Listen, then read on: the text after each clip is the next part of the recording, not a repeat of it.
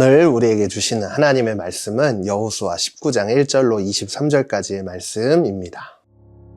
두 번째로는 시므온, 그 시므온의 자손의 지파를 위해 그 가문별로 제비를 뽑았습니다. 그 유산은 유다 자손들의 경계 내에 있습니다.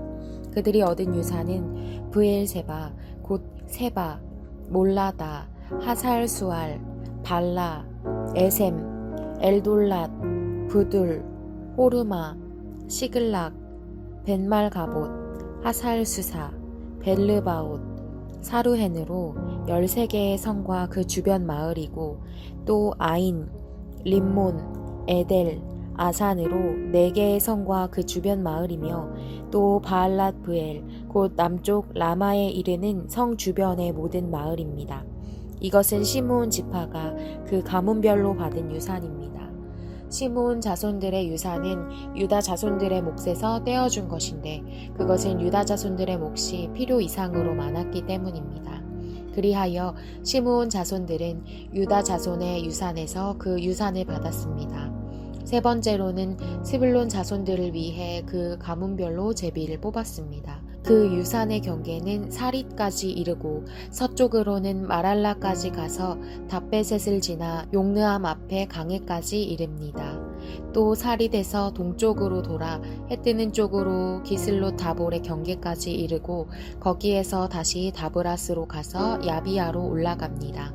그리고 다시 동쪽으로 가드 헤벨과 엣 가신으로 가서 림몬에서 나오고 네아 쪽으로 돕니다. 그 다음 북쪽으로 돌아 한나돈으로 가서 입다엘 골짜기에서 끝납니다. 갓닷, 나할랄, 시므론, 이달라, 베들레헴으로 모두 12개의 성들과 그 주변 마을들도 포함됩니다. 이 성들과 그 주변 마을들은 스불론 자손들이 그 가문별로 받은 유산입니다. 네 번째로 이사갈, 곧 이사갈 자손들을 위해 그 가문별로 제비를 뽑았습니다.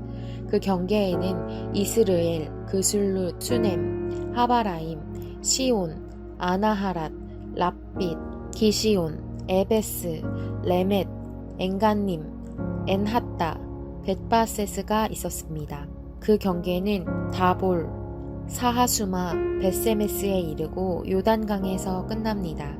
거기에는 16개의 성과 그 주변 마을이 있었습니다. 이 성들과 그 주변 마을들이 이사갈 지파가 그 가문별로 받은 유산이었습니다.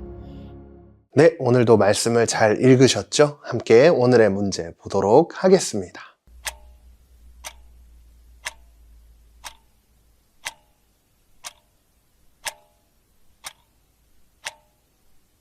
우리는 요즘 계속해서 이스라엘의 여러 지파들의 땅을 나누어 받는 이야기를 살펴보고 있었어요. 오늘은 시므온, 스불론, 이사갈 이 세 지파가 어떤 땅을 받았는지 말씀을 통해 함께 보았는데요. 그 중에서 오늘 자세하게 나눠보려고 하는 지파는 바로 시므온 지파입니다. 시므온 지파는요, 사실 아주 큰 지파는 아니었어요. 그래서 오늘 성경 말씀처럼 유다 지파 안에서 함께 시므온 지파가 살았다는 것을 볼 수 있었는데요. 두 번째로는 시므온, 그 시므온의 자손의 지파를 위해 그 가문별로 제비를 뽑았습니다. 그 유산은 유다 자손들의 경계 내에 있습니다. 우리가 앞서 살펴본 다른 지파들은 자기 땅을 따로 받았죠. 그런데 다른 지파 땅 안에 들어가 산다는 이야기는 본 적이 없었어요. 그런데 왜 시므온 지파는 유다 지파 땅 안에 살게 되었을까요?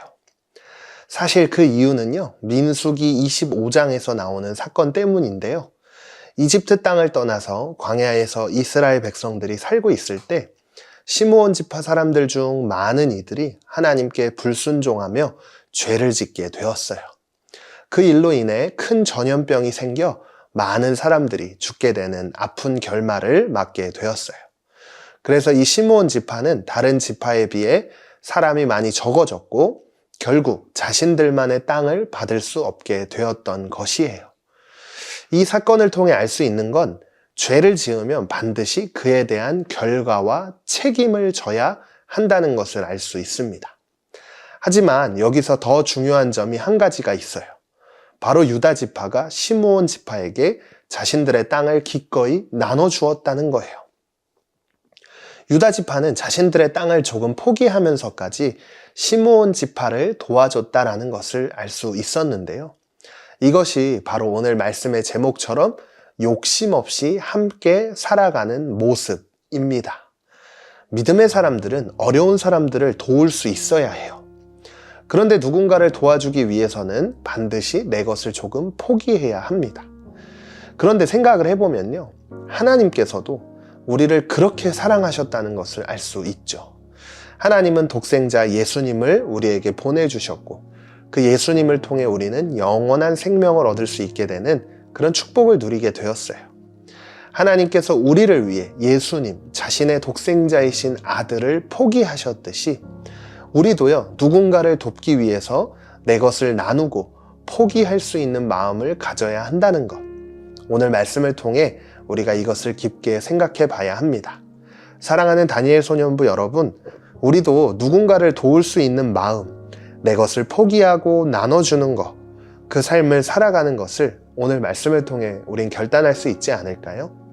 오늘 이 말씀을 통해 그리스도인의 삶이 어떤 모습이어야 하는지에 대해서 우리가 함께 묵상해보고 고민해 볼 수 있을 것 같습니다.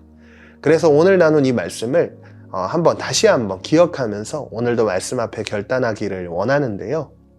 첫 번째, 내 것을 지키려고만 하기보다 믿음의 형제자매를 위해 나누고 희생할 때 하나님 나라는 든든히 세워집니다. 믿음의 공동체에 나의 재능이나 시간, 가진 것을 나누어 돌보거나 도와야 할 사람을 떠올려 보면 어떨까요? 오늘도 말씀을 함께 기억하며 함께 기도하겠습니다. 하나님, 제 마음에 사랑을 나누는 삶을 살 수 있도록 도와주세요. 제가 가진 것을 아끼지 않고 돕는 삶을 살겠습니다. 예수님의 사랑을 본받아 살게 해주세요. 예수님의 이름으로 기도드립니다. 아멘.